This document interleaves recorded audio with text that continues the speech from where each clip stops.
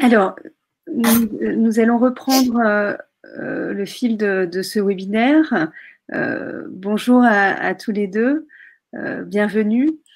Voilà, dans le cadre de ce troisième atelier, donc le premier ayant porté sur les enjeux du télétravail en termes d'opportunités et de risques, le deuxième sur les coopérations, les collaborations et les questions voilà, posées par le télétravail.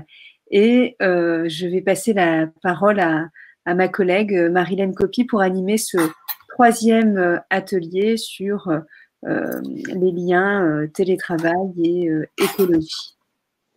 Merci Cindy. Alors, bonjour. Donc, nous démarrons cette dernière séquence de l'atelier intitulé Télétravail. Quel impact pour l'écologie ? Alors, revenons rapidement sur la terminologie écologie, même si la vulgarisation n'est pas aisée. Le terme a émergé en 1866 et c'est finalement l'écologie, c'est une science qui s'intéresse aux relations des êtres vivants entre eux, mais aussi avec leur environnement. En ce sens, c'est une science assez holistique puisqu'elle elle emprunte aux disciplines telles que la génétique, l'éthologie, la géologie, la climatologie. Ça, c'est au fondement de l'écologie scientifique. Depuis les années 70, on est passé à une écologie beaucoup plus politique, avec les considérations, les nouvelles considérations de l'intervention humaine, on va dire, sur la planète. Et finalement, l'écologie s'est donné d'autres objectifs, de protéger les écosystèmes et la biodiversité, et finalement l'environnement en général, afin de permettre à nos sociétés de vivre plus durablement. Dans tous les cas, elle s'intéresse aujourd'hui aux impacts des sociétés humaines et leur activité économique et industrielle sur l'environnement. Il est certain que l'écologie politique emprunte et s'alimente des travaux de l'écologie scientifique pour imaginer finalement la transformation des modèles de développement économique sur le court, moyen et long terme, même si l'horizon semble se réduire de plus en plus. À partir de là, est-ce que finalement le télétravail peut avoir un impact sur l'écologie et quel type d'impact? Pour répondre à ces questions, alors on n'y répondra pas totalement, mais au moins on va essayer de les instruire. On a avec nous Mathieu Chassigné de l'ADEME qui pourra se présenter après. Nous avons Lucille Jansoun du réseau Alliance Déclic Mobilité. Et on a aussi l'AMEL, représentée par Fanny Mollard, et puis François Lescaut. Donc, un problème de connexion pour l'instant. Pour l'instant, d'accord. Nous rejoindre. Bon, ok, très bien. Donc, les questions qu'on va se poser, si on essaie un petit peu de les resituer, c'est finalement quels sont les effets environnementaux positifs et négatifs de cette nouvelle organisation qui est du travail, qui est le télétravail. Peut-on s'arrêter pour repérer ces effets à la seule dimension de travail du trajet domicile-travail? Est-ce que ça permet d'évaluer l'effet et finalement l'effet global? Finalement, est-ce que le télétravail, c'est bon pour la planète, pour faire un raccourci? Et pour la prise en considération de ces éléments-là, comment les entreprises peuvent être aidées, accompagnées, et l'AMEL nous dira où elle en est sur ce sujet-là. On va commencer par un petit sondage, comme dans les autres ateliers. On vous pose d'abord une question. Donc, sondage, vous l'avez, c'est à droite et vous y répondez. Dans votre entreprise, finalement, les choix d'organisation du télétravail sont effectués en fonction d'enjeux écologiques? Point d'interrogation. Oui, depuis toujours, c'est une préoccupation. Oui, mais c'est très récent. Et non, le lien n'est pas établi entre écologie et télétravail. On vous laisse répondre et soumettre votre réponse. Alors, je ne peux pas savoir combien de personnes ont répondu. Tu l'as, toi, Delphine? Oui. Donc, pour l'instant, 47% non, certainement pas. Non, mais le nombre de répondants? Non. Le nombre de répondants, on en est une quinzaine là. D'accord. Si vous pouviez répondre, donc vous allez dans l'onglet sondage et vous avez la question qui apparaît. Donc, pour essayer d'évaluer un petit peu la maturité de la préoccupation dans vos entreprises. Alors, à l'instant, là, finalement, vous êtes 40% à dire que le lien n'est pas établi. Et puis 29% à dire que soit c'est établi, mais c'est récent.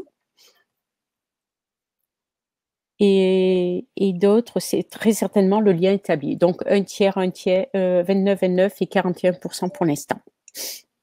Donc, ça émerge. La préoccupation émerge. Alors, pour instruire les premières questions, télétravail et environnement, quel impact réel, quel effet rebond? On invite Mathieu Chassinier à déjà se présenter et puis rapidement l'ADEME et puis évoquer l'étude qui est très récente, qui a été faite sur le sujet. Je vous laisse la parole. Merci pour la présentation, Marilène. Donc, bonjour à tous. Donc, moi, je suis Mathieu Chassinier. Je travaille à l'ADEME Hauts-de-France, la direction régionale Hauts-de-France de l'ADEME. Et je suis en charge des questions liées à la mobilité et à la qualité de l'air. Alors, l'ADEME, je ne sais pas si tout le monde connaît, mais c'est l'Agence de la transition écologique. C'est une agence d'État qui a pour mission d'animer la politique environnementale dans les régions notamment. Donc, comme l'a dit Marilène, ça tombe bien qu'on ait ce webinaire aujourd'hui, puisqu'on a une publication très récente qui date de septembre 2020, qui a été publiée par l'ADEME nationale, qui s'appelle « Caractérisation des effets rebonds induits par le télétravail ». Donc, l'objectif, finalement, c'est, ça peut paraître évident hein, que le télétravail, c'est bon pour la planète parce qu'on évite des déplacements. Mais en fait, on le verra, c'est pas si simple parce qu'il y a pas mal de petits effets qu'on appelle effets rebonds. Un effet rebond, c'est quoi? C'est quelque chose qui va venir annuler une partie du gain apparent. Je vous donne un exemple. Vous faites isoler votre logement, vous consommez moins, mais finalement, au lieu de vous chauffer à 19 en hiver, vous décidez de vous chauffer à 22.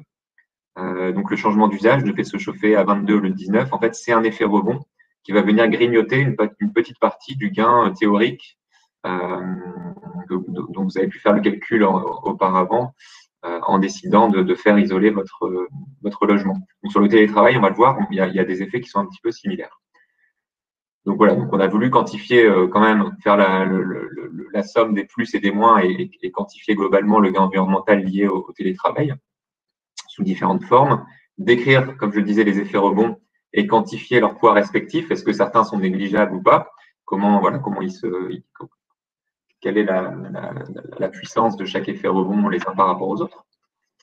Au niveau de la méthodologie, donc on a fait une revue de la littérature. Il se trouve qu'il y a une cinquantaine de publications scientifiques sur le sujet.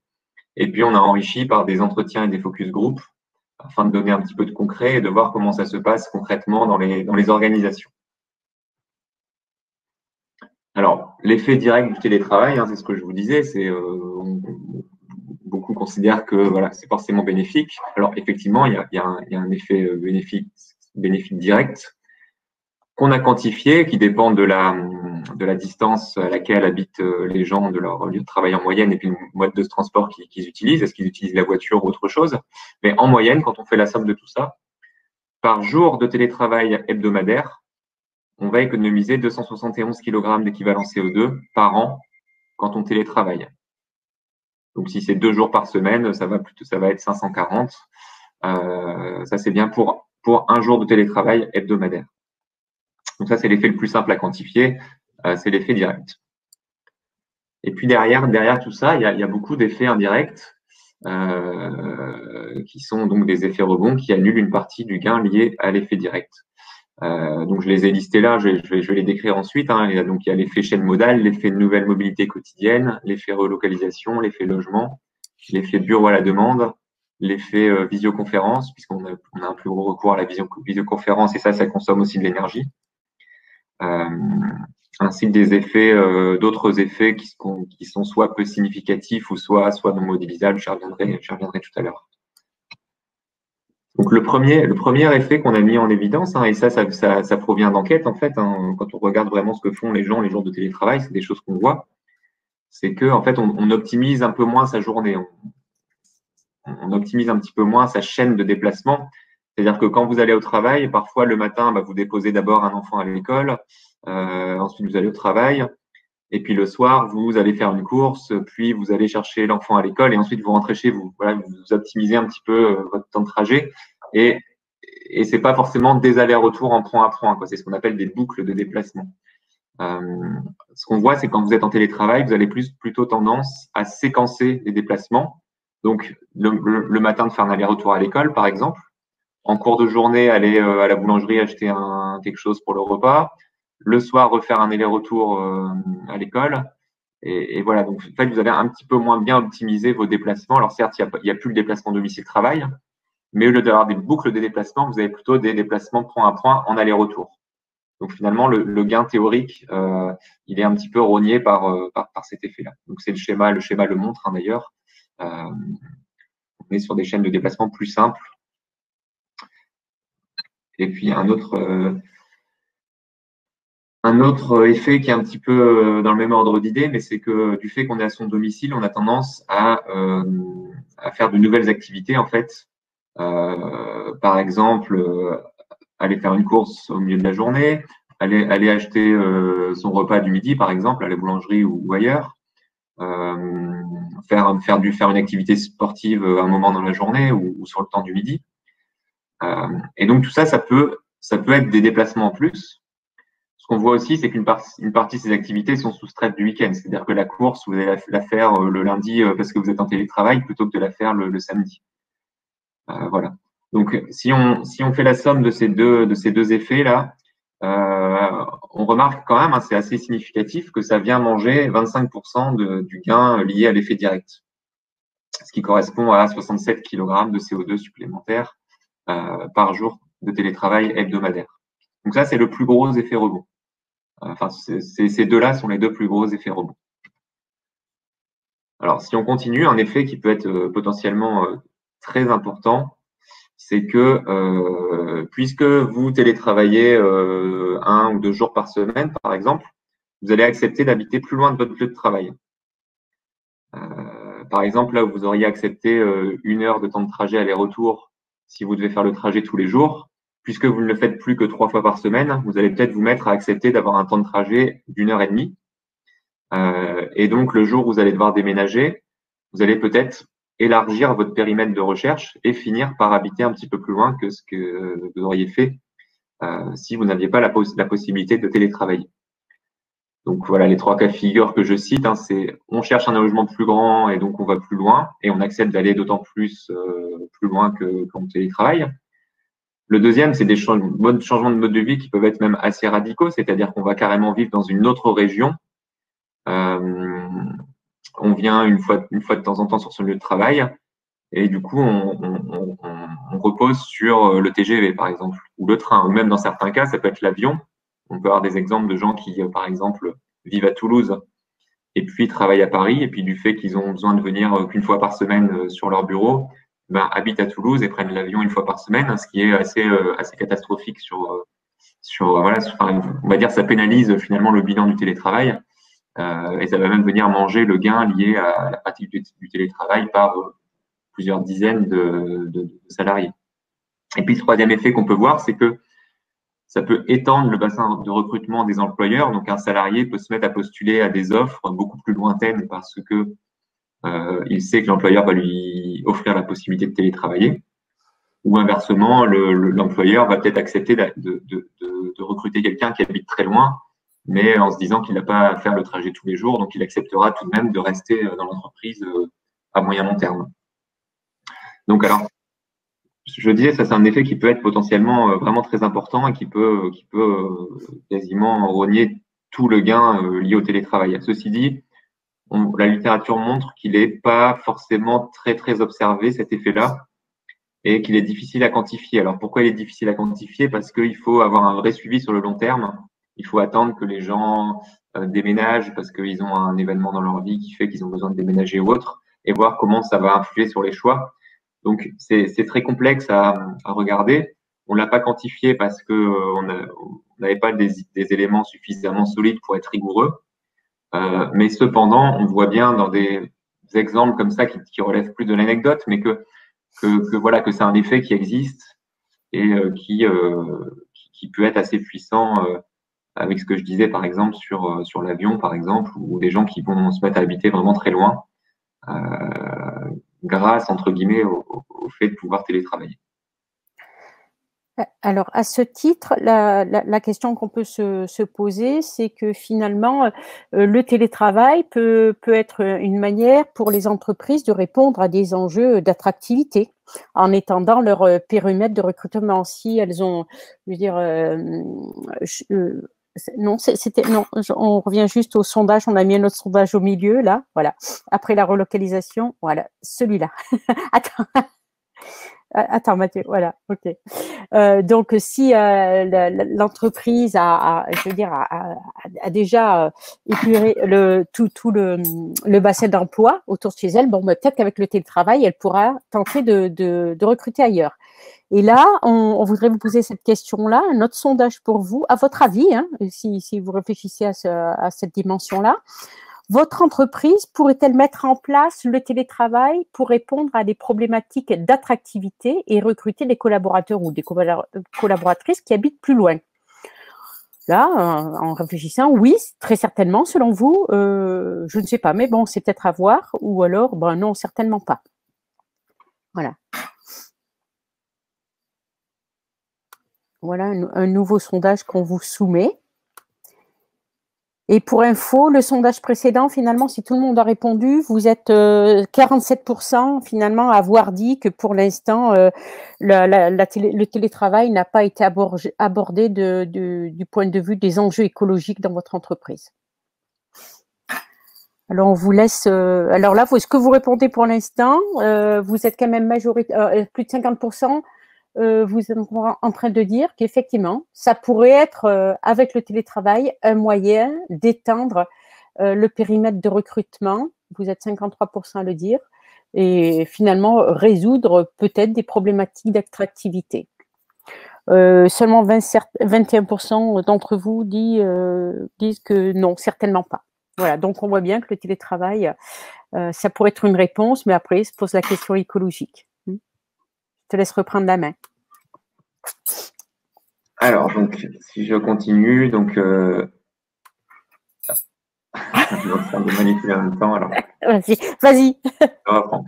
Alors, il y a un autre effet qu'on a pu mesurer, ce qu'on a appelé l'effet logement, c'est-à-dire que on est chez soi au lieu d'être au travail, donc on a des consommations d'énergie supplémentaires, c'est-à-dire qu'on allume la lumière, on se chauffe. Pour ceux qui ont un thermostat réglable, peut-être que la journée, vous le réglez pour que votre logement ne soit pas chauffé et que le chauffage reprenne une heure ou deux avant que vous arriviez chez vous le soir. Là, on est chez soi, donc on est obligé de se chauffer, de s'éclairer, etc. Pour autant, en bureau, la lumière continue d'être allumée et le chauffage continue de fonctionner. Donc, c'est des consommations d'énergie en plus, alors qui vont se répercuter sur vos factures d'énergie, mais qui vont aussi se répercuter sur les émissions globales liées à la mise en place du télétravail. Et donc ça, on estime que ça génère des émissions supplémentaires qui sont estimées à 7,6% de l'effet direct, soit 21 kg de CO2 par jour télétravaillé hebdomadaire. Alors, un autre effet rebond, celui-là, il est assez peu significatif. Alors, ce qui peut sembler peut-être étonnant, parce qu'on parle souvent de l'impact environnemental du numérique qui est important et qui ne cesse d'augmenter. Le numérique, c'est à peu près 10% des consommations d'électricité à l'échelle mondiale et 5% des émissions de gaz à effet de serre, donc c'est quelque chose d'assez important. Or là, sur la visioconférence, puisque finalement, quand vous êtes en télétravail, vous avez un plus grand recours à la visio, puisque certaines réunions que vous auriez eues en physique sont transférées sur de la visio. Voilà, donc vous avez un peu plus de visioconférence. Cependant, c'est moins de 1% d'effet direct. L'effet rebond, c'est moins de 1% de l'effet direct avec 2,6 kg de CO2 en plus par jour télétravaillé. On voit qu'en fait, la vidéo, voilà, ça consomme de l'énergie, mais ça reste assez faible quand même ça reste assez limité. Alors, un autre effet qui pour le coup, est très structurant, qu'on a appelé l'effet bureau à la demande, c'est que en fait, le télétravail peut, dans certains cas, rendre possible le flex office et donc générer des optimisations sur la surface des bureaux, avec moins de bureaux que de salariés, par exemple, ou avec moins de mètres carrés par personne, ce qui génère finalement moins d'émissions de CO2 pour la construction de bureaux supplémentaires. Moins de consommation énergétique aussi, puisque ça fait des surfaces en moins à éclairer, à chauffer. Et donc, quand on voit, alors là, c'est quelque chose sur lequel c'est très différent d'une organisation à l'autre. On a fait un sondage auprès des employeurs. Sur ceux qu'on a interrogés, il y en a 27% qui sont passés en flex office. Alors, c'est pas énorme, mais c'est quand même beaucoup. Plus d'un quart sont passés en flex office. Quand on sait que voilà, c'est quand même très structurant de passer sur cette solution-là, je trouve que 27%, c'est quand même pas rien. Ensuite, l'autre chose, c'est que cet effet-là reste quand même très difficile à quantifier et dépend de nombreuses hypothèses sur les surfaces, sur la façon dont on le met en œuvre. Et donc là, on a plutôt que de donner un chiffre unique, on a fait différentes hypothèses et on voit que finalement, alors là, on n'est non pas sur un effet rebond, mais sur un effet supplémentaire, sur un gain supplémentaire qui peut aller jusqu'à 107% de l'effet direct. Ça veut dire qu'on peut multiplier par 2, c'est-à-dire que l'effet du flex office peut être équivalent à l'effet direct, c'est-à-dire au trajet qu'on évite un jour ou deux, un jour par semaine. Voilà, donc après la fourchette basse c'est 2,5%, donc voilà, c'est vraiment suivant le scénario. Mais en gros, on peut avoir un gain compris entre 7 kg de CO2 par jour télétravaillé et jusqu'à quasiment 300 kg de CO2 par jour télétravaillé. Donc ça c'est un peu la synthèse de tout ce que je vous ai dit là. Donc tout ce qui est en orange sur la gauche, c'est les 4 grands effets rebonds que je vous ai expliqués. La moindre optimisation des déplacements, les déplacements supplémentaires au cours de la journée, la visioconférence, même si c'est très peu, les nouvelles consommations d'énergie chez vous. Donc ça, c'est 31% de l'effet direct. Donc ça vient manger 31% de l'effet direct. Et puis, si on met en place le flex office, en fait, au total, ça peut même faire 52% d'émissions, de diminution d'émissions de gaz à effet de serre supplémentaires. Mais là-dessus, il y a quand même un point d'interrogation sur cette partie-là qui se situe donc à droite. Alors après, il y a quelques effets complémentaires qu'on n'a pas pu quantifier, mais c'est plus vraiment pour les lister, pour voir que voilà, il y a des choses en plus qui sont pas forcément importantes ou en tout cas qui sont difficiles à quantifier.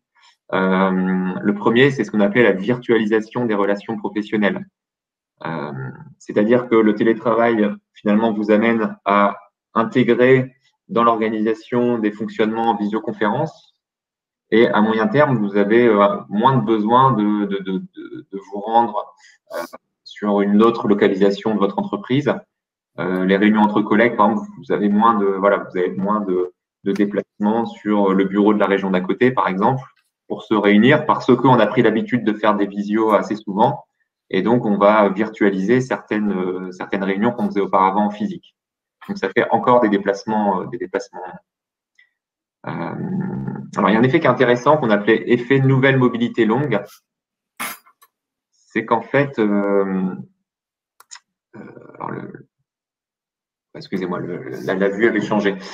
C'est qu'en fait, grâce au télétravail, on voit que certaines personnes se permettent de faire des week-ends, en fait. Des week-ends, par exemple, vous partez du jeudi au dimanche soir, et puis vous savez que vous allez pouvoir télétravailler le jeudi, le vendredi.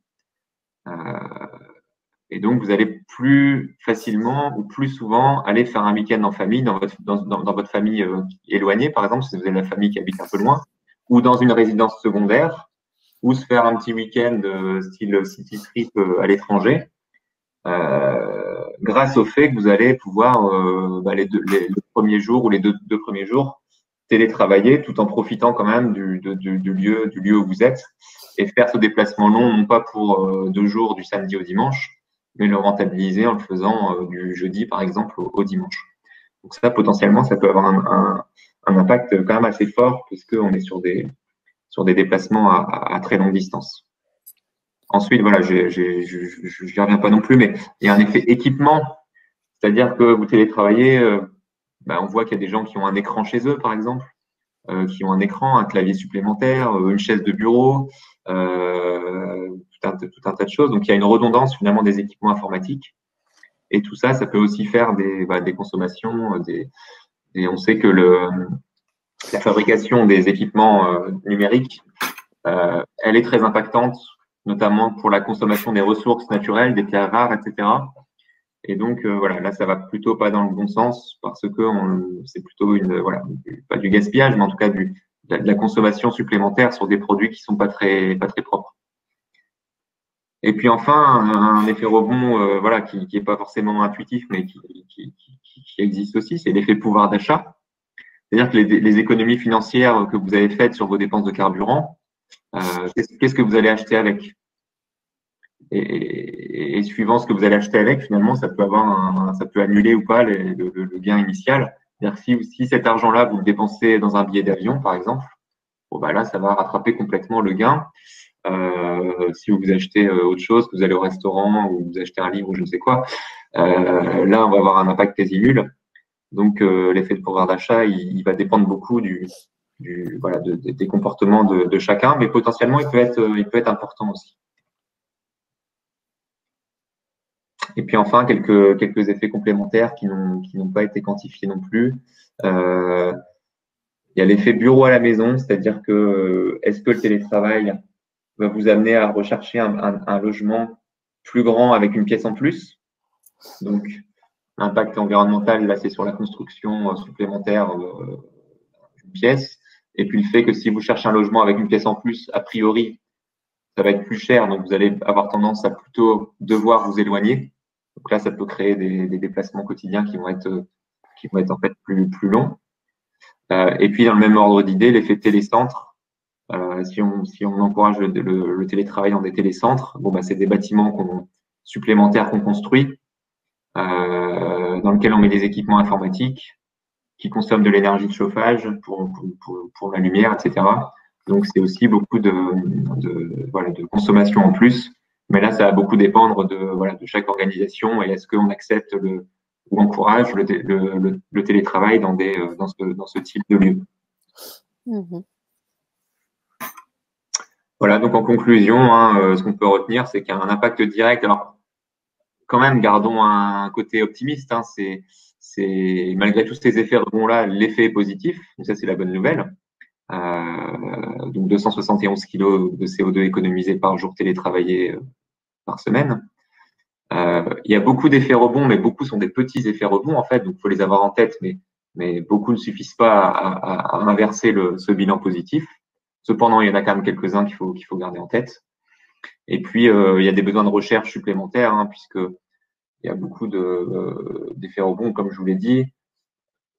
On ne peut les mesurer qu'à long terme, ou alors on n'a pas suffisamment de recul ou de littérature existante qui permettent vraiment de les quantifier. Donc, il faut poursuivre les explorations sur ce sujet-là afin d'affiner un petit peu tous ces éléments que je vous ai montrés. D'accord. Est-ce que il est possible, est-ce que vous avez déjà des idées ou réfléchi sur certains points, comment limiter certains effets rebonds? Vous aviez évoqué, quand on l'avait préparé, la question du télétravail en journée incomplète, des choses de ce type? Un effet rebond, alors la question des télécentres, je pense qu'elle est importante et là, ça va être directement les règles qui vont être définies par l'organisation. Est-ce qu'on accepte le télétravail en télécentre ou pas? Il faut être conscient que si on l'accepte, en fait, ça va générer des effets rebonds assez importants.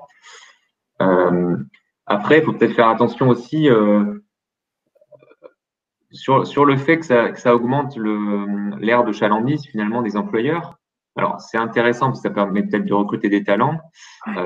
C'est aussi à double tranchant parce qu'on sait bien que recruter quelqu'un qui habite très très loin, et ça, il y a des enquêtes qui le montrent, une personne qui habite très loin de son lieu de travail va être, entre guillemets, un peu plus infidèle à son entreprise.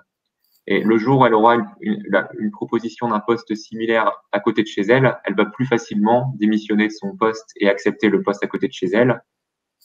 même si elle fait du télétravail, parce que ça restera des déplacements longs et pénibles qu'on va réussir à remplacer par des déplacements courts. Donc en termes de qualité de vie, c'est quand même, il y a pas photo. Et on a une étude qui montre ça très bien. En fonction de votre temps de trajet domicile-travail, la question qu'on vous pose, c'est est-ce que dans 5 ans, vous vous voyez encore dans votre entreprise? Et on voit que dès qu'on dépasse 40 minutes de trajet, alors il y a une vraie chute dans le nombre de personnes qui se voient rester dans l'entreprise d'ici 5 ans. C'est une diapo qu'on a mise un peu plus loin, effectivement. Exactement. Et ça, c'est quand même un facteur de compétitivité, de réussir à garder ses salariés, et pas de toujours devoir aller recruter des gens avec des périodes de vacances entre les deux postes, etc. Donc voilà, faut faire attention, je pense, au télétravail un petit peu jusqu'au boutiste, c'est-à-dire jusqu'où ça peut nous amener. Si j'accepte d'aller recruter des gens qui habitent très loin en monnayant en échange le fait de télétravailler, parce que malgré tout, ça va être un peu pénible quand même pour ces gens-là, même le jour où ils vont devoir venir. Les longs trajets en voiture, on sait que c'est facteur de stress et voilà, et pas forcément de grande productivité, quoi. Ok. On reviendra peut-être dessus. N'hésitez pas à poser des questions. Là, pour l'instant, vous n'êtes pas loquace sur les questions, mais on leur transmet après, hein, quand on progresse dans la présentation. Après, il y a aussi, pour terminer, il y a aussi une politique de gestion des équipements informatiques. Il faut faire attention parce que les salariés aiment bien demander, voilà, d'avoir un écran en plus chez eux, d'avoir ceci, d'avoir cela, parfois un petit peu par facilité, parce que parfois il suffirait que soit qu'ils prennent un matériel du bureau, qu'ils l'emmènent chez eux à chaque fois qu'ils télétravaillent, ou voilà, ou qu'ils soient un peu raisonnables sur, par exemple, pas besoin d'avoir 2 casques audio pour les réunions, un au bureau, un chez soi, parce que c'est quelque chose qui se transporte très facilement, par exemple. Donc, il y a aussi une politique d'achat responsable à avoir en matière d'équipement informatique pour que ce soit pas trop pénalisant, quoi. Ok, merci. Merci, mais on reviendra. N'hésitez pas après à interagir avec la suite. Là, on va peut-être passer la parole à Lucie Jansoun du réseau Alliance, des Clics Mobilité. Alors, vous allez pouvoir toute seule présenter voilà. Pour à la fois présenter ce qu'est le réseau Alliance des Clics Mobilité et puis nous dire un petit peu quelles sont vos missions et comment vous y prenez sur ces sujets-là pour accompagner les structures. Merci Marilène. Du coup, bonjour à tous. Voilà, moi je vais vous présenter rapidement Réseau Alliance pour que vous ayez un petit peu en contexte notre approche. Et voilà, donc nous, c'est plutôt une approche mobilité durable de la part des employeurs qu'on va avoir. Du coup, moi, je travaille chez Réseau Alliance. Donc, c'est une association loi 1901 qui a été créée il y a 27 ans. Et qui rassemble les acteurs économiques autour d'une économie plus responsable sur la région des Hauts-de-France. Donc, on va travailler sur des sujets de responsabilité sociétale des entreprises, donc qui vont de la stratégie, le pilotage de la RSE jusqu'à la mobilisation des parties prenantes, des collaborateurs sur différentes thématiques. Notre point d'entrée, c'est vraiment l'approche réseau, l'échange de bonnes pratiques et le concret. Donc voilà, et pour faire ça, du coup, on est une vingtaine de salariés à l'année. Pourquoi parlez-vous de mobilité durable? Alors justement, en fait, nous, la mobilité durable, chez nous, ça a été vu sous le prisme RSE. Donc en fait, on a commencé à travailler dessus il y a un petit peu plus de 10 ans maintenant, en 2009, où un de nos adhérents, AG2R La Mondiale, avait mis en place un plan de mobilité, donc un plan de déplacement entreprise à l'époque, et avait besoin d'échanger dessus pour progresser. Et en fait, nous, ça entre dans les enjeux RSE, puisque la mobilité durable, de manière générale, donc c'est le fait de promouvoir des modes de transport alternatifs à la voiture individuelle. Donc cette mobilité durable va permettre aux entreprises de réduire leur empreinte écologique, environnementale. Donc ça, c'est pour la partie protection de l'environnement, et va aussi répondre à des enjeux de bien-être au travail, de sentiment d'appartenance, et aussi réduire plutôt augmenter le pouvoir d'achat des collaborateurs. Et d'ailleurs, c'est l'ADEME qui qui a sorti des chiffres dessus, mais en tout cas, le fait de posséder une voiture et de l'utiliser quotidiennement, c'est vraiment un poids souvent qui est sous-estimé dans le budget des ménages et qui peut être, en tout cas, qui peut être réduit quand on opte pour les transports en commun, quand on covoiture, quand on réduit aussi ses déplacements et du coup, notamment quand on pratique le télétravail. Donc, c'est un peu toutes ces raisons-là qui nous ont amenés à travailler sur la mobilité durable. Et du coup, je passe à la slide suivante. Donc, depuis 2013-2014, maintenant, on anime le projet Déclic Mobilité, donc qui est notamment soutenu par la direction régionale Hauts-de-France de l'ADEME, mais pas que. On a la région qui nous soutient, on a aussi des partenaires privés. Et donc, on va travailler sur toutes ces questions de mobilité durable pour sensibiliser les dirigeants d'entreprise, les ressources humaines, les référents RSE quand ils existent en entreprise, donc les sensibiliser aux enjeux de la mobilité, leur donner les clés de mise en place de démarches et surtout leur montrer des choses qui fonctionnent chez les autres. Et ensuite, on va proposer, donc une fois que la sensibilisation est amorcée, on propose des accompagnements qui vont être à la fois collectifs, individuels, donc où on va progresser tous ensemble et si besoin, on peut travailler en individuel sur certains sujets. Et notre brique un peu collective aussi chez Réseau Alliance, c'est la question de l'essaimage, donc qui se traduit chez nous par à la fois la mise en avant de ces bonnes pratiques innovantes ou en tout cas fructueuses et la valorisation d'outils aussi méthodologiques.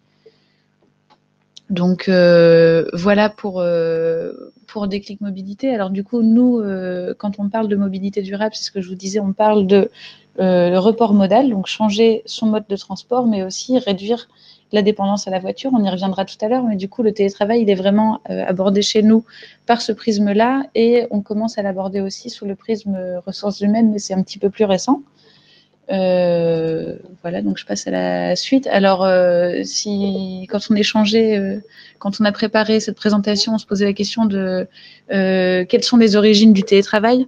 Donc, en entreprise, comment est-ce que ça se passe? Comment est-ce qu'on impulse? Donc, la première raison, elle est évidente puisqu'elle est d'actualité.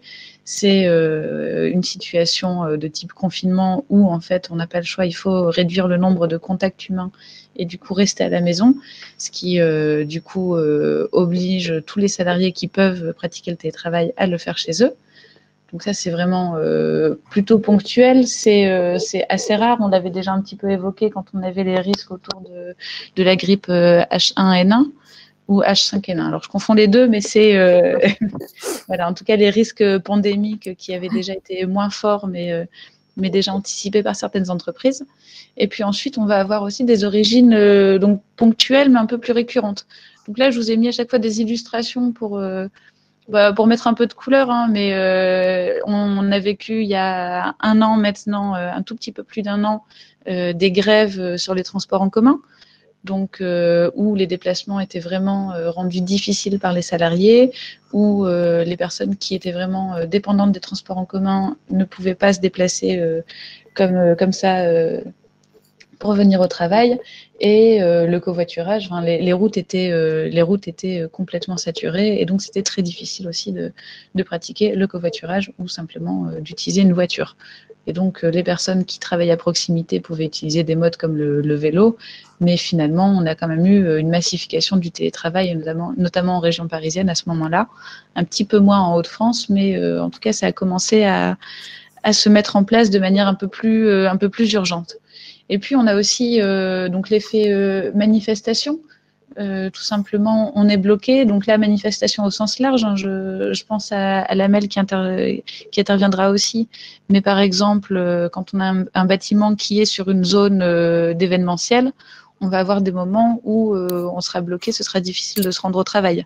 On peut avoir une manifestation aussi de type les opérations escargots qui vont ralentir le trafic sur les routes et donc bloquer certains salariés. Et aussi, si on reprend l'image, on a donc le côté manifestation, le côté aussi climat, où notamment en Hauts-de-France, on a des plans de protection de l'atmosphère qui vont interpeller les employeurs publics et privés sur leur impact écologique et leur demander, en cas de pic de pollution, de mettre en place des mesures. donc des mesures pour réduire leur impact, et notamment améliorer la mobilité. Donc le télétravail peut être aussi déclenché pour des raisons environnementales. Il y a des pics de pollution, il y a les zones à faible émission qui sont en train de se mettre en place aussi dans de nombreuses villes. Donc le télétravail peut être une solution en ponctuel pour répondre à ces problèmes environnementaux. Et une dernière origine, donc illustrée par les personnes dans l'inondation, en fait, ça va être les risques climatiques, notamment les intempéries qui se multiplient, mais ça peut être aussi, donc là on voit de la pluie, mais ça pourrait être des routes enneigées impraticables. On sait que le réseau SNCF a un petit peu plus de mal à circuler quand des rails ont pris froid. Donc tous ces éléments, en tout cas, qui peuvent bloquer la possibilité de se déplacer.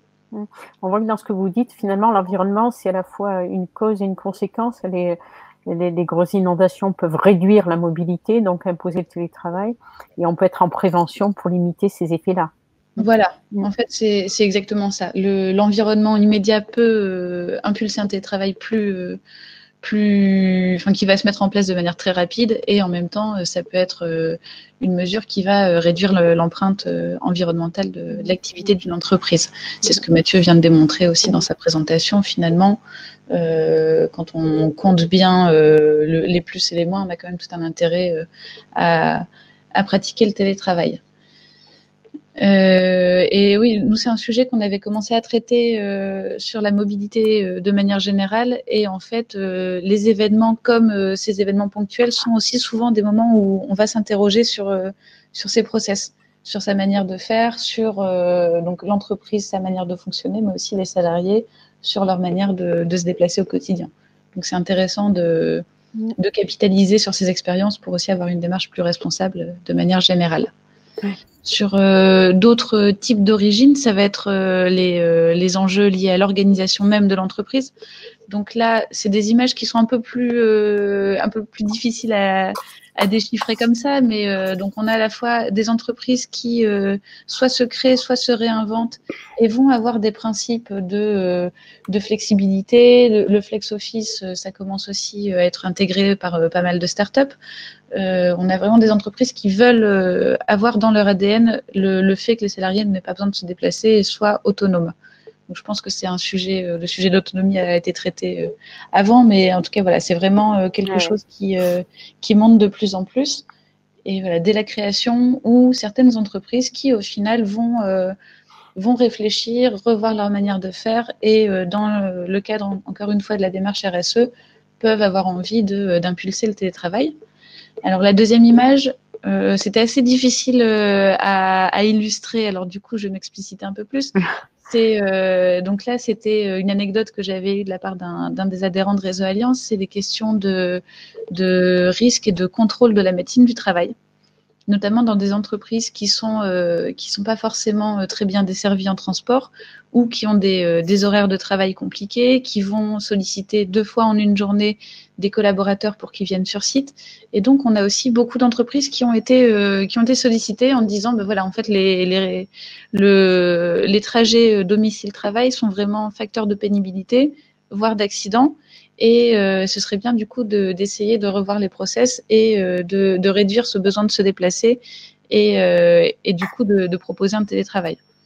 Donc voilà, il y a aussi cet aspect-là qui entre en... donc c'est pas une volonté de la part de la direction tout de suite, mais plutôt une réaction par rapport à des points bloquants.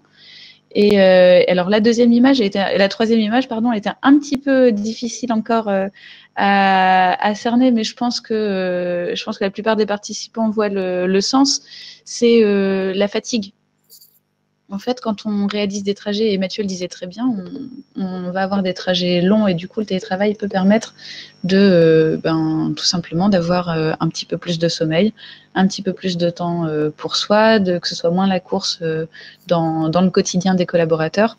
Et du coup, on peut utiliser le télétravail comme un moyen de résoudre aussi cette fatigue-là liée au télétravail. Donc voilà un peu, si on cartographie la liste des enjeux, en tout cas ceux qui reviennent souvent dans la bouche des entreprises, dans le discours des entreprises. Oui. Vous avez fait un récapitulatif là, effectivement, sur... Voilà, donc, donc ça, c'est une slide. Alors d'habitude, je la présente pas comme ça, mais j'ai décidé de la changer, mais c'est plus sur la mobilité durable de manière générale. Donc là, on voit que le télétravail, c'est vraiment un outil dans les politiques de mobilité durable, dans les plans de mobilité employeur, dans les plans de déplacement, en tout cas toutes ces mesures-là. Et donc, on a à la fois les enjeux environnementaux donc qu'on est en train de traiter maintenant, mais aussi les enjeux pour le territoire, notamment quand on envoie moins de salariés sur place, on va réduire le nombre de voitures sur la route et donc diminuer les embouteillages. Et on va aussi, donc, si on regarde le petit nuage rose, améliorer la politique RSE. Donc, proposer des solutions de mobilité durable, c'est travailler ensemble avec les équipes, avoir un projet collectif et du coup travailler sur la cohésion, améliorer le pouvoir d'achat en réduisant la dépendance à la voiture. Et ce que je disais tout à l'heure avec la personne épuisée, travailler aussi sur la qualité de vie des collaborateurs. Donc pour le télétravail, ce sera en réduisant le besoin, le temps passé dans les déplacements. Et tout simplement, quand on n'est pas en voiture, on est moins fatigué parce qu'on doit faire attention à moins de choses sur la route, qu'on est un petit peu moins stressé sur le temps de trajet et qui se rallonge. Voilà. Et quand on pratique, qu'on est actif et qu'on va pratiquer le vélo, la marche, etc., on sera aussi plus dynamisé et on se sentira mieux avant d'arriver au travail. Donc ça, c'est un peu les grands enjeux qui reviennent souvent. Et du coup, après, pour le fonctionnement même de l'entreprise, donc beaucoup d'enjeux qu'on en a déjà parlé. Quand Mathieu parlait de flex office, on va réduire le besoin en foncier. Quand on a moins de voitures, on va réduire aussi le besoin d'acheter, de louer, d'entretenir des places de stationnement. On va fonctionner de manière plus fluide et donc réaliser des économies. Le bilan carbone, ça reste quand même une des préoccupations pour pas mal d'entreprises. Et ensuite, donc c'est les projets de mobilité qui sont plutôt transversaux et qui vont permettre d'améliorer les process, de discuter ensemble, d'améliorer le dialogue social, d'imaginer de nouvelles solutions et du coup de travailler sur l'innovation en interne. Et tout ça contribuera, donc télétravail inclus, mais mobilité durable de manière générale, ça va contribuer à l'attractivité de l'entreprise en tant qu'employeur de qualité, dynamique, en tout cas chez qui on a envie de venir travailler. Alors ça c'est le cercle virtueux, hein, c'est si tout se passe bien, mais on a vu aussi dans les deux premières séquences qu'il faut aussi mesurer les effets positifs et négatifs qu'il peut y avoir sur la qualité de vie au travail en général. Le télétravail, c'est une réponse, mais suivant la manière dont on l'organise aussi. Mais ça, c'est la boucle virtueuse. Parfois, ça se grippe, mais effectivement, il y a de ça. Alors, pour abonder, il y avait Mathieu qui a présenté tout à l'heure justement un petit peu quelques chiffres. Là, si Mathieu, vous voulez les repréciser, c'était les 3 slides où vous aviez des chiffres sur les autres effets, les autres enjeux. Oui, ce qu'on voit, c'est que la mobilité vers le lieu de travail, c'est pas qu'une question d'environnement, et c'est ce que Lucille a essayé de vous montrer. C'est également une question de productivité des organisations. Et il y a une enquête que j'aime bien, qui est celle dont est issue des quelques illustrations que je vais vous montrer là, qui s'appelle Paris Workplace. C'est fait tous les ans par un institut de sondage qui est l'IFOP, et qui regarde un petit peu la situation. Alors c'est une étude qui se passe en Île-de-France, mais qui regarde les questions de bien-être au travail, notamment de santé, de productivité des salariés. Et donc en fait, quand on demande aux personnes, est-ce que vous trouvez que vos trajets domicile-travail sont désagréables, on voit que suivant le mode de transport utilisé, en fait, on a des réponses assez différentes. Alors ce qui apparaît pas ici, qui est situé tout à gauche, c'est la marche à pied et le vélo. Ça, ce sont des modes de déplacement qui globalement sont jugés très agréables par leurs utilisateurs. Là, tout à droite, donc les pires, c'est le RER. 55% des gens considèrent que leurs trajets sont désagréables en RER, 54% en voiture, 52% en métro. On est à peu près encore dans les mêmes ordres de grandeur. Bus, c'est un peu mieux. Et puis, je le répète, mais marche et vélo, c'est nettement mieux, notamment pour des questions de bien-être et du bien-être que ça procure et de l'activité physique aussi que ça vous apporte au quotidien.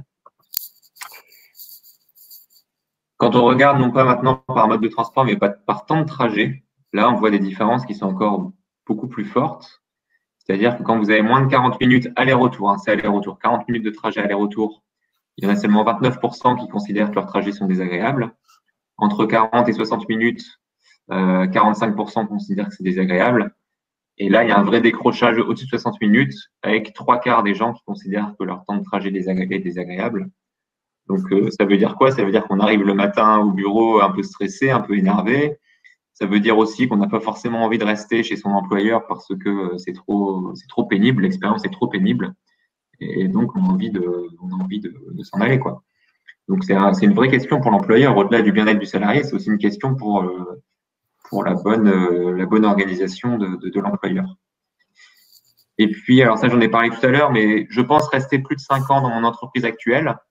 Donc, si vous avez moins de 20 minutes de trajet, vous envisagez de rester longtemps dans l'entreprise, et plus le temps de trajet augmente, en fait, et plus vous êtes infidèle, entre guillemets, plus vous aurez envie d'accepter un autre poste si on vous en propose un près de chez vous ou un petit peu différent. Ok.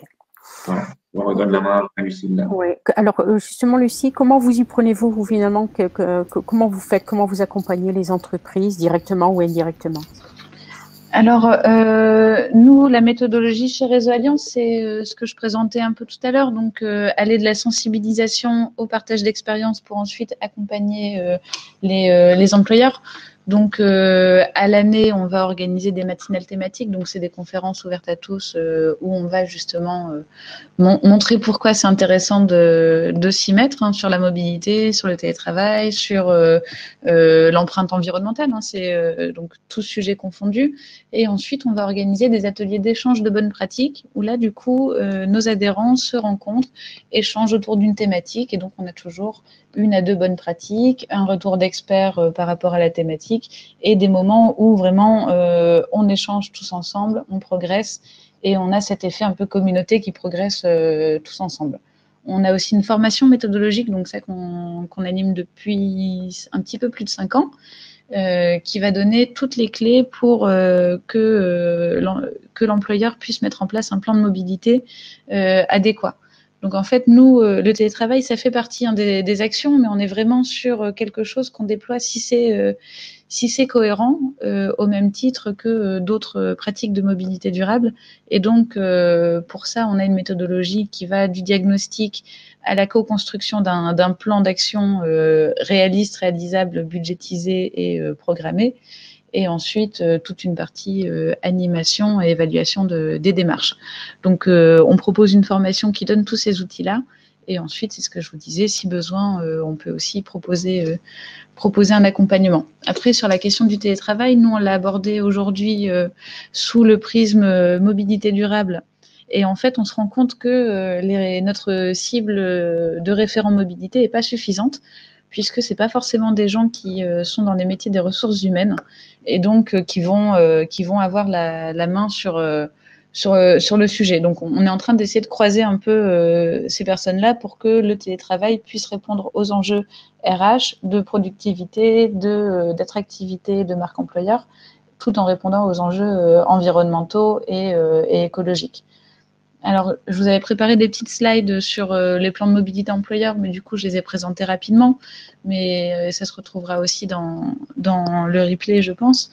Donc, le plan de mobilité employeur, pour rappel, c'est une méthodologie aujourd'hui qui est déployée partout en France, qui s'appelait plan de déplacement entreprise avant.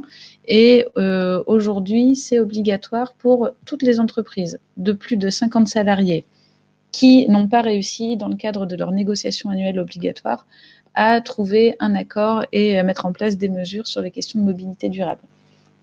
Donc, c'est beaucoup de conditions, mais n'empêche que ça reste un outil de programmation qui est intéressant, au-delà des personnes qui seront obligées de les mettre en place, tout simplement parce que ça permet d'avoir une photographie en temps réel des pratiques, des enjeux, de l'accessibilité de l'entreprise, et ensuite, à partir de ça, proposer des solutions qui vont vraiment améliorer le fonctionnement général de l'entreprise, et le tout en ayant une méthodologie qui permette de chiffrer le report modal, donc le changement des pratiques individuelles, le succès, et d'évaluer les retombées aussi sur tous les impacts sociaux, environnementaux, économiques qu'on peut identifier. Donc voilà, différentes solutions en tout cas que nous on présente, c'est vraiment le plan de mobilité, c'est un outil qui va permettre de déployer une palette de solutions, donc des solutions qui vont osciller entre aménagement, donc tout simplement pour rendre accessible par tout mode de transport le site de travail. Donc, ça va être travailler avec la collectivité sur l'accessibilité cyclable. Si, par exemple, on n'a pas de piste de bande cyclable ou d'aménagement sécurisant, ça va être aussi travailler sur un site, notamment sur les zones d'activité, sur le déploiement de trottoirs, voilà, tout simplement, qui n'existent pas forcément toujours, ou en tout cas d'aménagements qui vont sécuriser les modes doux. Ce sera aussi améliorer tout ce qui va toucher au stationnement.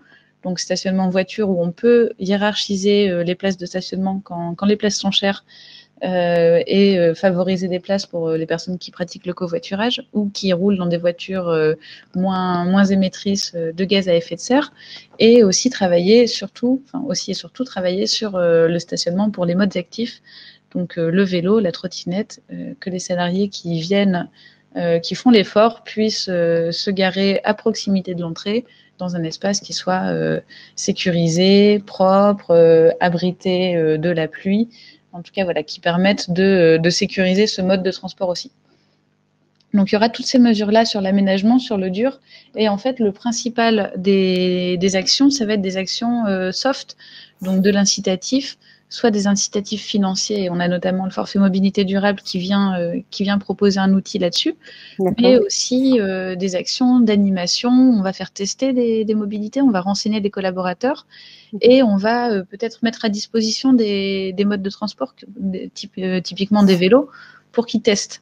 Et que du coup, ils puissent essayer. Donc en fait, quand on propose des solutions de mobilité durable, on va parler de marches, de vélos, de trottinettes, de tous les engins de déplacement personnels motorisés ou non motorisés d'ailleurs, les transports en commun, en incluant aussi, donc pas que les bus, trams, métro, mais aussi les TER, qui font partie vraiment de l'offre à promouvoir. La voiture partagée, donc en covoiturage, en autopartage, des voitures électriques, hybrides, peut-être un jour hydrogène, et ensuite réduire le besoin de se déplacer, soit en proposant donc le télétravail, la visioconférence, donc ça c'est deux outils qu'on est en train d'éprouver aujourd'hui, et aussi des services en entreprise qui vont permettre de moins utiliser la voiture. Très bien. Je vais vous remercier pour laisser un petit peu de temps à Lamel de présenter son action. Merci, très instructif. Alors peut-être qu'on va donner la place justement à Fanny Mollard et puis François Lécaud. Alors Fanny, elle est en visio. Mais ben voilà, les deux sont en visio. Alors il n'y a pas de support. Peut-être que Delphine, si tu peux les mettre celui-là, je la garde pour après. Ça, je le garde pour après, mais peut-être les mettre en vignette apparente, là. Bon, on prend. Voilà. Peut-être alors, bon, Fanny et François, comment vous vous situez par rapport à ça? Comment vous avez mis en place le télétravail et en réponse à quel enjeu, finalement, à la MEL?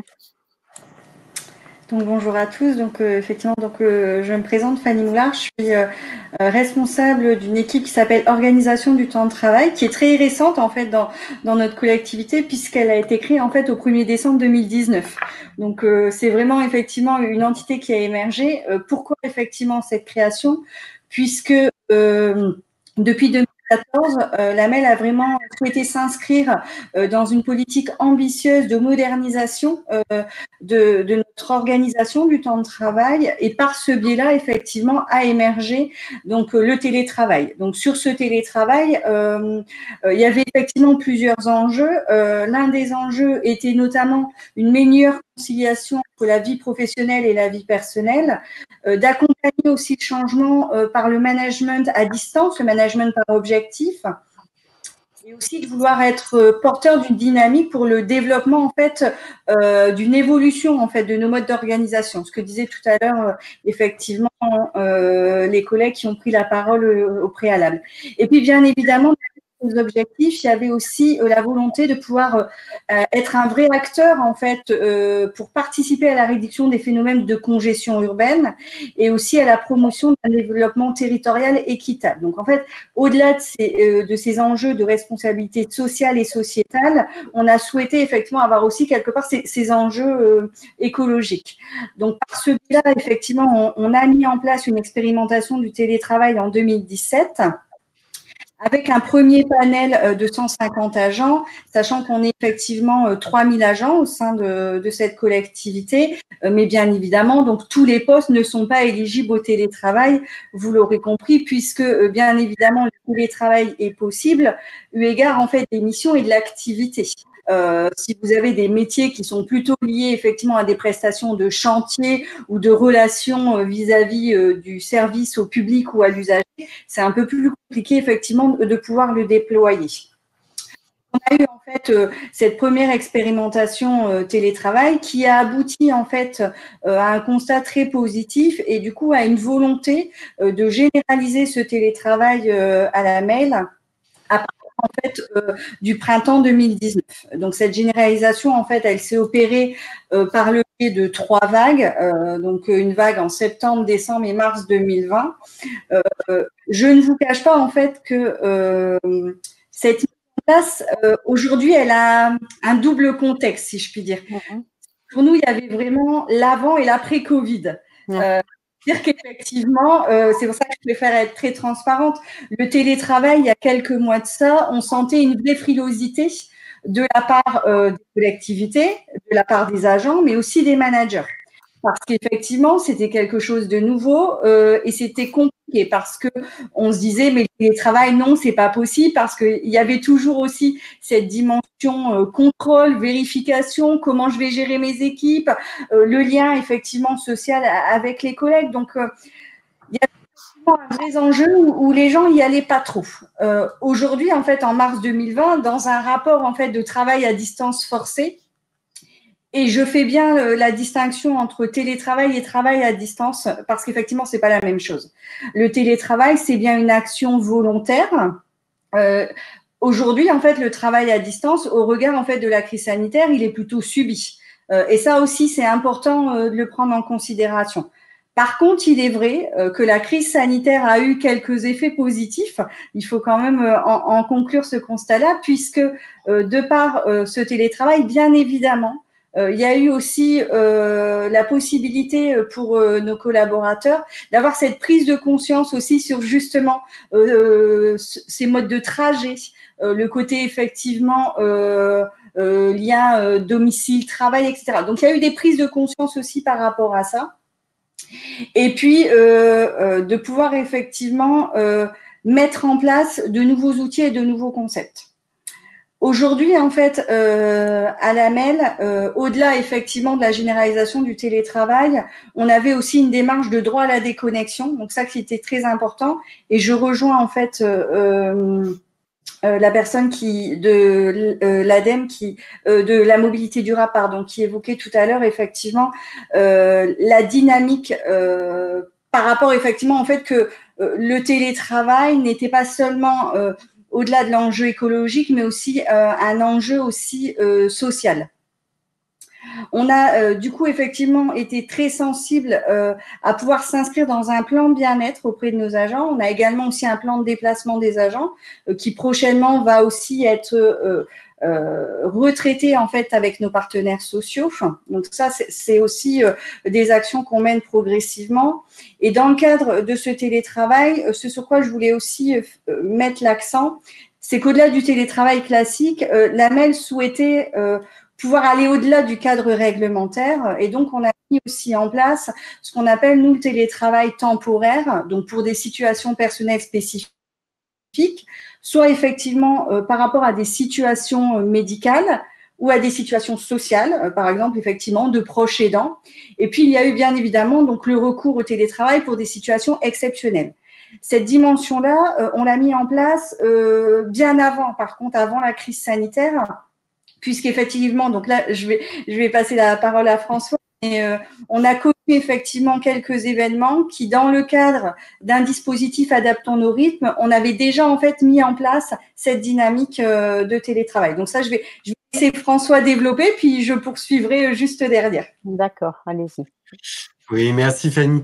Effectivement, ce que dit Fanny, c'est ce que nous avons appelé Adaptons nos rythmes. C'est un dispositif de télétravail ponctuel lié à des circonstances exceptionnelles extérieures et non maîtrisables. Donc, Lucille en a parlé tout à l'heure, oui. Mais c'est effectivement permettre le télétravail quand le déplacement est rendu compliqué par une circonstance extérieure. Donc, que ça soit des grèves, que ça soit alors l'Euro 2016 de foot qui gênait la circulation puisqu'il y avait beaucoup de monde et les abords en transport en commun. Mais c'est également le mettre en place dans des circonstances de météo particulières comme des alertes canicules, des alertes verglas, où plutôt que les agents se déplacent, on leur permet de télétravailler ponctuellement pour améliorer en fait vraiment ces conciliations. Et ce que disait Fanny était totalement vrai. C'est vrai que pour nous, il y a vraiment ce souci aussi d'agir sur la congestion urbaine, qu'elle soit sur la route ou dans les transports en commun. Donc, le travail permet vraiment cela. Fanny, je te laisse continuer. Oui, on fait un petit tandem. Allez, il est très bien, continuez. Et du coup, effectivement, par ce prisme aussi de la responsabilité sociale via le télétravail, par rapport effectivement à ces enjeux-là, pour nous, il y avait aussi un vrai facteur d'enjeu de responsabilité employeur. Pour nous, la mise en place de ce télétravail, il s'est aussi décliné, mais par le biais d'un vrai accompagnement, par des sessions effectivement d'ateliers, de groupes de travail, de formation. Aujourd'hui, en fait, au sein de notre collectivité, une autorisation de télétravail est conditionnée en fait à plusieurs préceptes. Au-delà effectivement de pouvoir répondre aux critères, on a mis en place en fait un guide du télétravail, on a une charte du télétravail et on a également donc des formations dédiées agents et des formations dédiées managers qui peuvent permettre justement, au-delà du pilotage de cette activité de télétravail, d'outiller les agents et les managers à pouvoir s'approprier pleinement le télétravail dans sa dynamique telle qu'elle doit être conçue. On a aussi tout un dispositif, parce que ça, c'est également très important, hein, ce côté pédagogie, communication. Je suis désolée, voilà. Économie d'énergie, mon bureau s'éteint. Donc, on a aussi donc une vraie phase de culture interne et managériale, d'accompagnement des agents et des managers dans le déploiement du télétravail. Et effectivement, parce que le télétravail, c'est pas indirectement on jette les lions dans la fosse, quoi.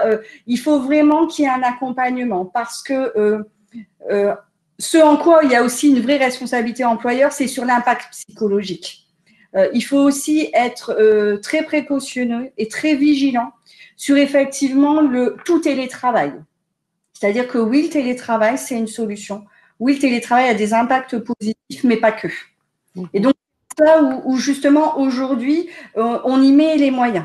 Je parle de moyens, et donc, au-delà de ces moyens humains, bien évidemment, le télétravail est aussi une solution propice, mais qui nécessite, au-delà des moyens humains, des moyens matériels. Pour exemple, en fait, l'AMEL a déployé le télétravail aujourd'hui à près de 420 agents. Aujourd'hui, on a une nouvelle campagne qui va être effectivement dépouillée, je vais le dire comme ça. On a près de 700 candidatures qui sont arrivées. C'est une campagne qui s'est ouverte entre septembre et octobre 2020. Donc, sur à peu près 2 mois, aujourd'hui, on a récolté plus de 700 agents qui, aujourd'hui, souhaitent effectivement pouvoir adhérer au télétravail.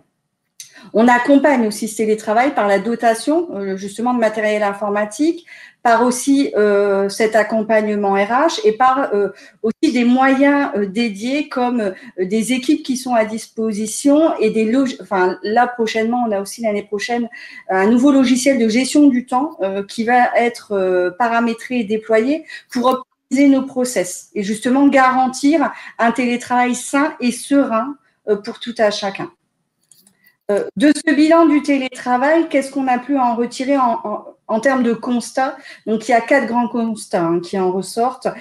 C'est à la fois des modalités d'accompagnement et de mise en œuvre qui ont été jugées satisfaisantes par les télétravailleurs, un bilan professionnel et personnel qui est très largement positif pour les télétravailleurs, ils s'y retrouvent pleinement.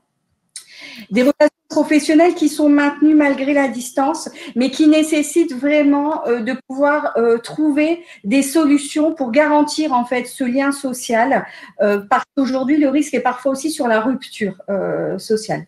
Et puis bien évidemment des effets sur la congestion routière, et plus largement sur la qualité de l'air. Donc là, pareil, je vais repasser la parole à François qui pourra du coup chiffrer, vous donner quelques exemples qu'on a pu extraire de ce bilan en fait télétravail. D'accord.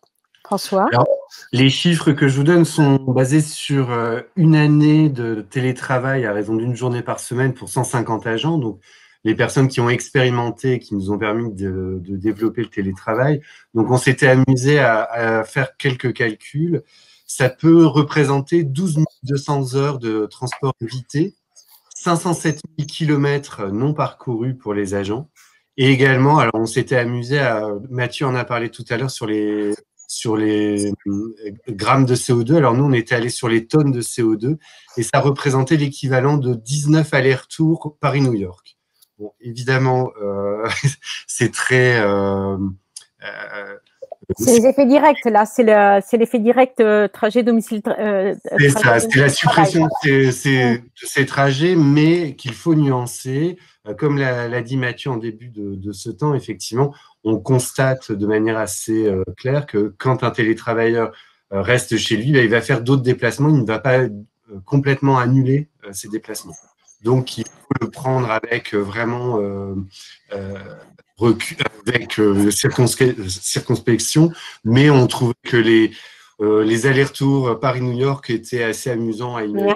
Tout à fait. 19 fois économisés sur une année.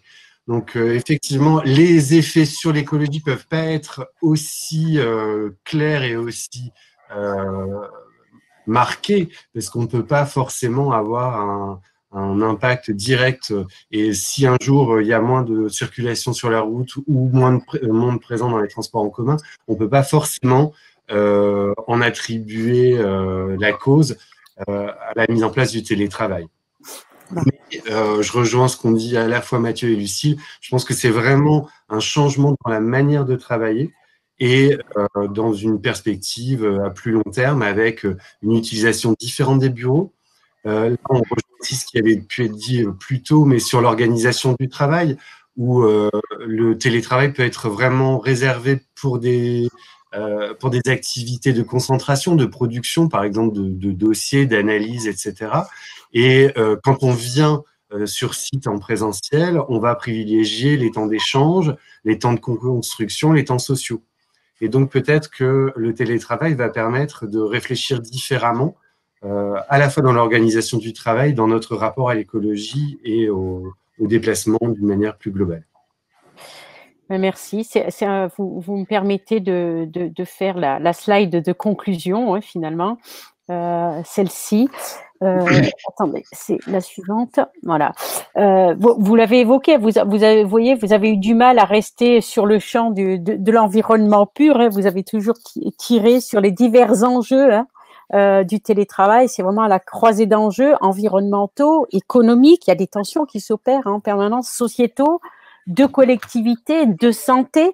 Alors santé, nous on est fortement sur la dimension de santé au travail, mais on est aussi sur des dimensions de santé publique. Et on voit que dans tous les cas, c'est ok, il y aurait un cercle virtueux qu'on peut imaginer, mais on voit bien qu'il y a parfois il y a des enjeux autour du télétravail qui font qu'il y a des tensions. Quand on avait préparé, je me souviens que Mathieu avait évoqué, je reviens sur ce cas-là parce que il avait fortement dit, c'était sur l'idée que finalement, pour qu'il y ait des impacts avec l'effet direct trajet, domicile, travail, il fallait éviter que le télétravail se fasse par journée incomplète. Voilà. Et effectivement, sinon, de toute façon, la personne va être une demi-journée chez elle potentiellement, ou sur un espace de coworking potentiellement, mais une journée sur son lieu, dans son bureau habituel. Et là, l'impact direct, il sera totalement neutralisé. Mais on voit bien que pour la question de la cohésion d'équipe, même d'enjeux managériaux, il est possible que les entreprises tendent aussi aujourd'hui à dire bah si, c'est pas du télétravail sur toute une journée. Donc on voit bien qu'il y a des tensions entre les divers enjeux. Il y avait aussi la question de la visioconférence. Vous avez dit, Mathieu, qu'effectivement c'était pas trop coûteux pour l'environnement. Toutefois, quand on peut, évitons de mettre la visio, le téléphone suffira. On peut, par rapport aux 2 ateliers qu'on a eu tout à l'heure, c'est vrai que la visio donne une illusion quand même si c'est virtuel, mais de proximité. Donc voilà, là on voit bien que les enjeux, ces divers enjeux se tiraillent et qu'il y a du travail à faire pour pour trouver des compromis ou des solutions acceptables. Hein. Et pour nous, là, ça passe par des espaces de discussion, entre autres. Voilà, je vais clore cet atelier, puis après Cindy va clore l'après-midi. Dans tous les cas, merci à l'ADEME, Mathieu, merci à tous. Je vais vous reprendre quand même. Hein, c'est Lucie Jansoun de Réseau Alliance Déclic Mobilité. Et merci. Alors, quelqu'un nous a dit qu'est-ce que c'est que la MEL, mais bien sûr, ça paraît tellement évident. La MEL, c'est la métropole européenne de Lille. Hein, voilà, mais c'était tellement évident qu'on ne le dit plus. Donc, merci à François Léco et à Fanny Mollard de la MEL, et puis bien sûr à Mathieu Chassigné de l'ADEME. Merci à vous et on laisse la parole à Cindy pour le mot de la fin. Eh ben, bravo à tous et merci pour Marilène aussi voilà, pour cette animation de ce 3e atelier. Donc on arrive à la fin de notre après-midi. Comme vous avez pu le constater dans le chat, le replay sera disponible sur le site des rencontres de l'innovation des Hauts-de-France. Vous recevrez aussi un mail avec un lien pour télécharger les supports qui ont été présentés. Voilà, donc un grand merci à tous de vos interventions, de votre participation. Et à bientôt voilà, sur le site de l'ARACT, Jason qui réapparaît. Un grand merci aussi, Jason. Merci Delphine aussi, qu'on ne voyait pas, mais qui était à la technique et voilà, qui a tenu ce webinaire. Et merci à HDFID pour avoir accueilli cette manifestation. Au revoir à tous.